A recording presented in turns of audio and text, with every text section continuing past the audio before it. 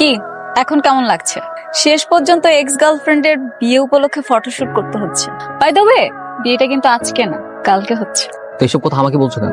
তোমাকে বলবো না তাহলে কাকে বলবো? আমার এক্স বয়ফ্রেন্ড বলে কথা, সুখ দুঃখের কথা তো তোমাকেই বলবো, তাই না? আমি এখানে আসছি আমার প্রফেশনাল ক্ষেত্রে প্রফেশনালি ভাবে গল্প করতে আসি। তা ঠিক, তুলো তুলো, সুন্দর করে ছবি তুলো। দেখো, এক্স গার্লফ্রেন্ড বলে আবার আজে বাজে ছবি তুলে মেমোরিটা ফুল করো। এই মাহিমা, ওই পাশের লোকেশনটা না অনেক জোস, চলো ওখানে গিয়ে আমরা ছবি তুলবো।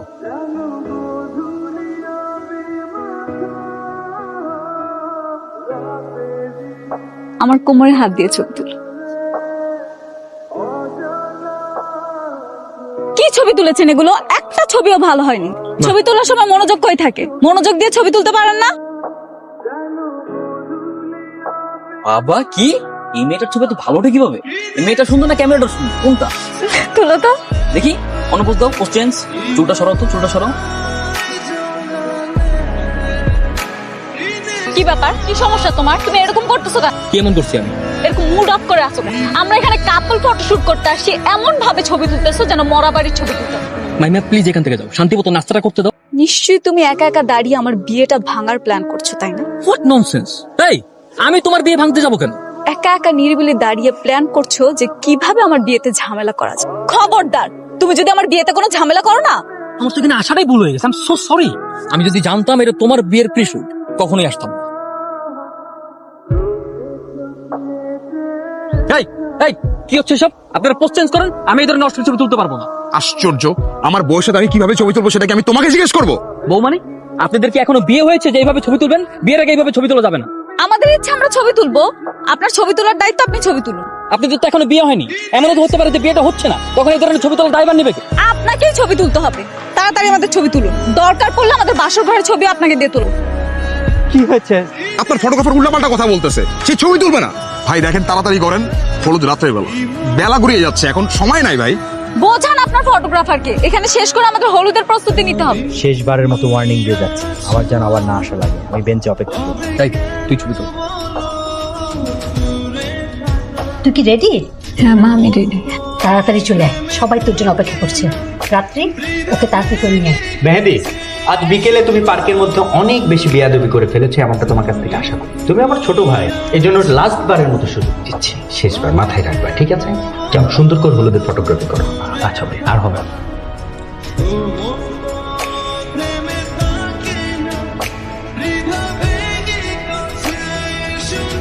আমাদের বিয়ের সময় যখন গায়ে হলুদ হবে তখন কিন্তু আমরা অনেক মজা করবো। আমি হলুদ রঙের শাড়ি পরবো, সবাই আমাকে হলুদ মেখে দিবে, কত মজা হবে। কিন্তু তুমি তো আমাকে দেখতে পারবে না। কেন কেন দেখতে পারবো না কেন?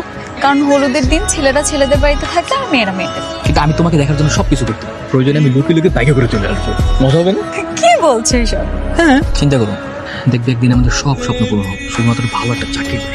এটাই তো সমস্যা, তুমি পড়াশোনা সবকিছু ছেড়ে দিয়ে এখন ফটোগ্রাফির পেছনে পড়েছো। কখন তোমার এই ফটোগ্রাফি শেষ হবে আর বাবার কাছে প্রস্তাব দিবে কে জানে। শুধু আমার উপর ভরসা রাখো, আমি তোমাকে কথা দিচ্ছি, আমি তোমাকে বিয়ে করবো। আমি ছাড়া তোমার কারোর সঙ্গে বিয়ে হবে, আই প্রমিস। তুমি এখানে, সবাই তো নিচে অপেক্ষা করছে। তুমি আসছো কেন? হলুদ নিয়ে এসেছি। তুমি না বলেছিলে নিজের হাতে আমাকে হলুদ লাগিয়ে দিবে? লাগিয়ে দাও। কেন বারবার এসে কাটাকায় নুনের ছিঁড়ে দাও বলো তো? তুমি বোঝো না, বুঝতে পারো না? সারাটা দিন আমাকে কষ্ট দেওয়ার জন্য যা ইচ্ছা তাই করেছো। কষ্ট? তোমার আবার কিসের কষ্ট? তুমি নিজেই তো বলেছো আমাকে বিয়ে করবে, তাহলে আবার কষ্ট? কিছু না, এমনি। কিছু না এমনি? সব দোষ কি আমার? বাদ দাও, যাওয়ার হয়ে গেছে। তুমি তুমি প্লিজ চলে যাও, আজকে তোমার গায়ে হলুদ, এভাবে তোমাকে আর আমাদের থেকে ঝামেলা হয়ে যাবে। কোনো ঝামেলা হবে না। তোমার মনে নেই সেদিন তুমি কি বলেছিলে? এই কথাগুলো তোমার আগে মাথায় ছিল না? না ছিল, আর সেভাবে ভাবিও নি কোনোদিন। কেন ভাবুনি? তুমি আমার থেকে মাত্র 1 বছরের বড়, আমাদের পড়াশোনা শেষ হয়েছে, বাবা মা বিয়ে ঠিক করবে, এটা তুমি জানতে না? না, আমি জানতাম, আর এখন জানি বলেই তোমাকে মুক্তি দিতে। তুমি বললেই হয়ে যাবে। দেখো মাহিমা, এখনো সময় আছে, প্লিজ প্লিজ তোমার জীবনের সাথে আমাকে আর জড়িয়ে রেখো না। এবার তো একটু স্বার্থপর হও, নিজের কথা ভাবো, নিজের পরিবারের কথা ভাবো। এখনো সময় আছে, আমাকে ছেড়ে নিজের জীবনটাকে সুন্দরভাবে গোছাও। তোমার জীবন থেকে আমাকে মুক্তি দিতে পারলে তুমি ভালো থাকবে। আমি তোমাকে কিভাবে ধরে রাখবো বলো? আমার কোন সামর্থ্য তোমাকে ধরে রাখবো? আমি না করি চাকরি, না করি ব্যবসা, না আমার কোনো ভালো থাকার জায়গা আছে, সারাদিন রাস্তায় ছবি তুলে তুলে ফেলে। আমাকে তোমার জীবন থেকে মুক্তি দিতে চাচ্ছ, তাই তো? হ্যাঁ। ঠিক আছে, ভালো থেকো তুমি। আমি তোমার জীবন থেকে দূরে সরে যাচ্ছি। প্লিজ আমার শর্তটা পূরণ করো, তাড়াতাড়ি করো, নিচে সবাই ওয়েট করছে। আমি বললাম তো পারবো না, তারপরও কেন বারবার জোর করছো? মেহেদি প্লিজ, আমার শেষ ইচ্ছেটা পূর্ণ করো।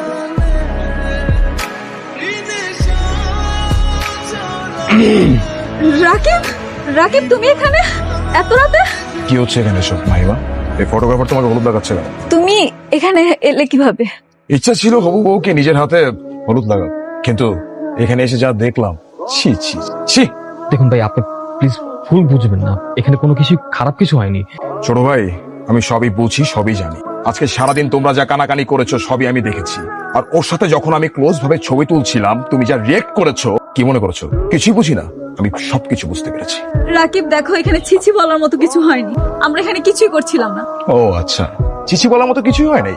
তুমি রাতের বেলা ছাদের মধ্যে একটা ফটোগ্রাফারের হাতে হলুদ মাখতেছো, এখানে কিছুই হয় না। আমি আসার আগে তোমাদের মধ্যে আরো কি কি জানি হয়েছে আল্লাহই জানে। রাকিব খবরদার মুখ সামনে কথা বলো। আমার চরিত্র নিয়ে কথা বলার আগে তোমার 10 বার ভেবে চিন্তে কথা বলো। আমাকে চিন্তা করতে হবে? আমি কিছু বুঝি না ভাবছো? এই ছেলের সাথে তোমার কি সম্পর্ক? কি সম্পর্ক? আমি তো বললাম ওর সাথে আমার কোনো সম্পর্ক না। এখন বিশ্বাস করলে করো, না করলে চলে যাও। তোমার মতো মেয়েকে বিয়ে করার ইচ্ছা আমার নাই। তুমি থাকো তোমার, আর তোমরা যা করতেছিলে carry on, carry on. Rakib please, Rakib please শোনো, আই এম সরি বলতেছি। তুমি যা দেখছো, যা ভাবছো সব ভুল। প্লিজ পাগলামি করে বিয়েটা ভেঙে দিও না প্লিজ, আমি তোমার কাছে রিকোয়েস্ট করছি। কোন চরিত্রহীনাকে আমি বিয়ে করতে পারবো? আপনি কিন্তু বাড়াবাড়ি করছেন। আপনাকে আমি ভদ্র আর শিক্ষিত ফ্যামিলির সন্তান ভেবেছিলাম, কিন্তু আপনার চিন্তা ভাবনা কতটা জঘন্য এটা হতে পারে। মেহেদি তুমি চুপ থাকো। কেন? ওকে বলতে দাও। তোমরা সব তো প্ল্যানই করছো, প্ল্যান করছো না আমাকে অপমান করার। তো বলতে দাও ওকে, সমস্যা কি? বলো বলো, কি বলতে চাও বলো বলো। কি বুঝতে পারছেন আপনি? কতটুকু জানেন ওর সম্পর্কে? আমি কতটুকু জানি না, কিন্তু একটা বেয়াদব ছেলে। শালার, তোমাকে বিয়ে না, বিয়ে ক্যান্সেল, বিয়ে ক্যান্সেল। তোমাকে আমি বিয়ে করতে পারবো না। করো, তোমরা যা ইচ্ছে তাই করো, বিয়ে ক্যান্সেল।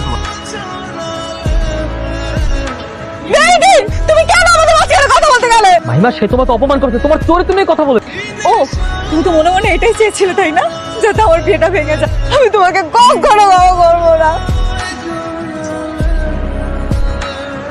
তোর একটা ছেলের সাথে রিলেশন আছে, সেই কথা আগে বললেই পারতি। মা বিশ্বাস করো, আমার রিলেশন নেই। আমি ছেলেটাকে শুধু পছন্দ করি না, আমি ওর সাথে কোনো কথা বলি না। বাবা, তাহলে কেন তুই আজকে তার সাথে ছাদে গেলি বলতো? বাবা আমি তো বললাম আমার ভুল হয়ে গেছে, আমি তো আমার ভুলটা স্বীকার করছি, আমি বুঝতে পারিনি। বাবা এখন স্বীকার করে কি লাভ? বিয়েটা তো ভেঙেই গেল। তোর জন্যে আমাদের আর মান সম্মান কিছুই থাকলো না।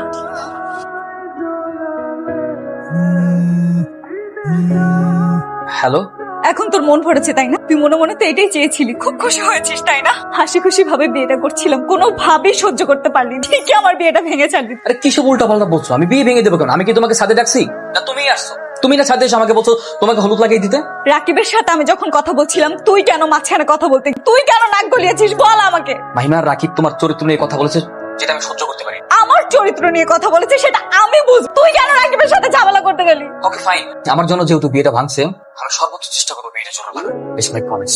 তোকে আর কোনো চেষ্টা করতে হবে না, তুই আর কখনো আমাকে ফোন দিবি। তোর এই মুখ আমি আর কখনো দেখতে চাই না। মাহিমা, ভাইয়া আসসালামু আলাইকুম। কি ব্যাপার? তুমি আমার বাসায়? ভাইয়া আমি আপনার সঙ্গে কিছু জরুরি কথা বলার জন্য এসেছি। কি কথা? ভাইয়া, ভাই প্লিজ আপনি বিয়েটা ভেঙে দেবেন না। মাহিমা আপনাকে অনেক পছন্দ করে, আমি চাই না ভাইয়া, আমি চাই না আমার জন্য আপনাদের বিয়েটা ভেঙে যাক। আমি কি আমার নিজের চোখকে বিশ্বাস করবো নাকি তোমার মিথ্যা বিশ্বাস করবো, কোনটা? আমি মোটো মিথ্যা বলছি না, আমি বানিয়ে বলছি না, আমি সাজিয়ে বলছি। প্লিজ ভাই আপনি বিয়েটা ভেঙে দেবেন না।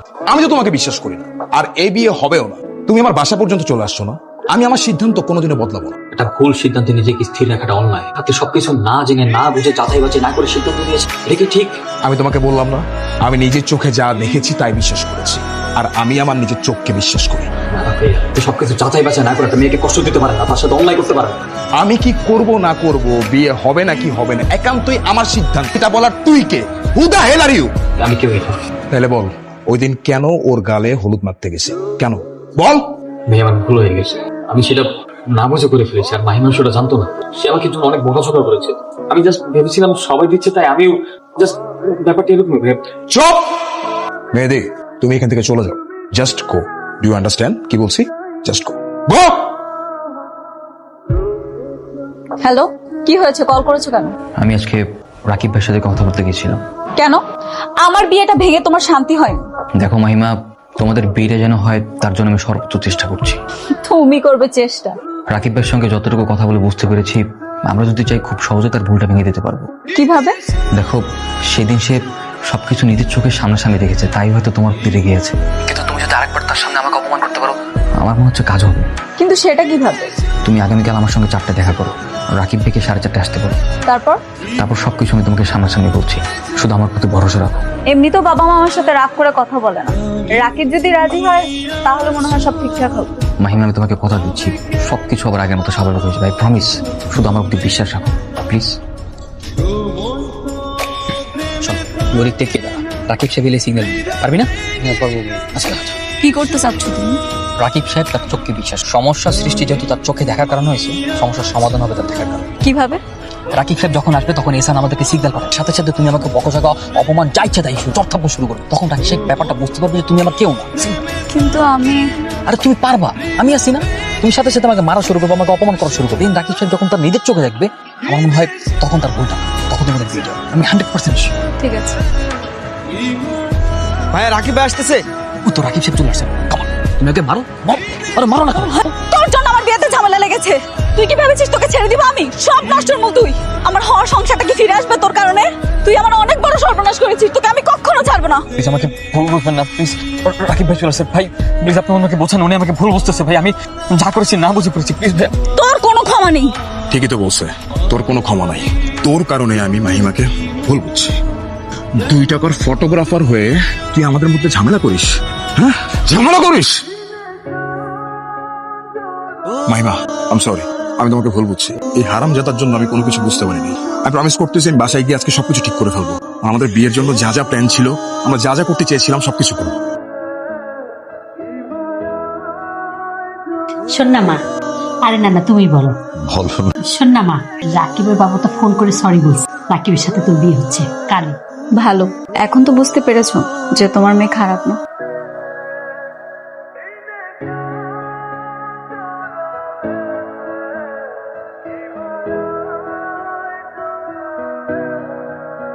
বলেন আলহামদুলিল্লাহ। কবুল কবুল বলেন মা। কবুল বল মা। মা কবুল বলো। কি হলো বেশ সাহেব, কোনো সমস্যা? আমার তো মনে হয় মেয়ে এই বিয়েতে রাজি না। রাজি না মানে? অবশ্যই রাজি। আমরা দুজনকে পছন্দ করি, এই জন্য তো বিয়ে করতে আসছি আমরা। কবুল বলো মা। কবুল বল মা। আমি এই বিয়েটা করতে পারবো। পারবো না মানে কি? ভাই সাহেব কি বলছে আপনার মেয়ে? মানে কোনো সমস্যা? আমি একজনকে ভালোবাসি। মহিমা, এটা কিন্তু তোর বিয়ে বাড়ি, ফাজলামো করার জায়গা না। ফাজলামো করছি না মা, সত্যিই বলছি, কারণ আমি একজনকে ভালোবাসি।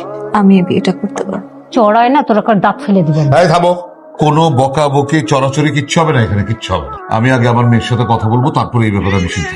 মেয়ে সাহেব আমাকে ক্ষমা করবেন। মেয়ে সাহেব, আমার মেয়ের গায়ে আমি কোনোদিন একটা আঁচড় পর্যন্ত দিইনি, আর তার এই চোখের পানি দেখে আমি আগে ওর সাথে কথা বলে তারপরে বিয়ের ব্যাপারে সিদ্ধান্ত নিতে চাই। মেয়ে সাহেব আচ্ছা ঠিক আছে, যেটা ভালো মনে হয় করুন, কিন্তু শুভ বিবাহের কাজটা সম্পূর্ণ করা উচিত।